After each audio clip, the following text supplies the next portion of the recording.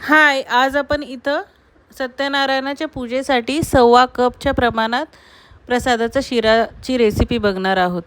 त्यासाठी 1.25 कप रवा, 3 कप दूध, 1.25 कप साखर, 5 प्रकारचे ड्रायफ्रूट्स, वेलची आणि 1 केळी घेतलेली आहे.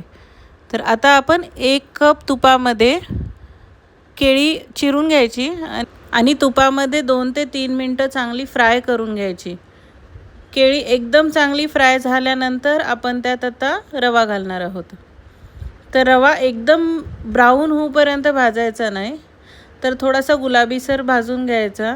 त्याला चांगलं तूप सुटलं की आपल्याला समजून जाईल की रवा भाजला आहे. तर रवा भाजूपर्यंत आपण इकडं वेलची सोलून वेलची कुटून घेऊया आणि एका साईडला दूध पण तापायला ठेवूया. आता याच रव्यात आपण ड्रायफ्रूट्स घातलेले, ड्रायफ्रूट्स घालून चांगलं परतून घ्यायचं, म्हणजे ड्रायफ्रूट्स पण चांगले भाजतील रव्यासोबत. आता यामध्ये वेलची पूड घालायची आणि जे गरम झालेलं दूध आहे ना ते थोडं थोडं घालायचं.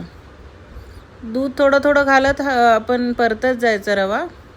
तर आता तुम्हाला असं वाटेल की ते खूप पातळ झालं आहे, पण आपण त्याला झाकून ठेवल्यावर तर रवा पूर्ण ते दूध ॲब्झॉर्ब करून घेईल. आता तुम्ही इथं बघू शकता रवा म्हणजे परत आता घट्ट झालेला आहे. आता या स्टेजला आपण साखर घालणार आहोत.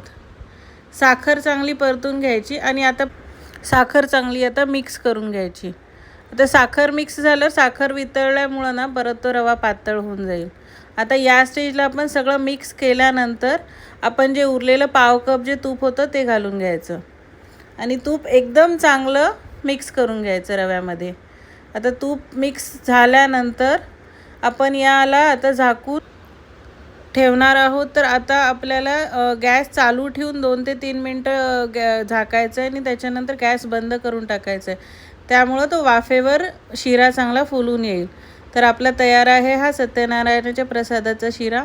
तुम्हाला कसा वाटला कमेंटमध्ये नक्की सांगा. थँक्यू.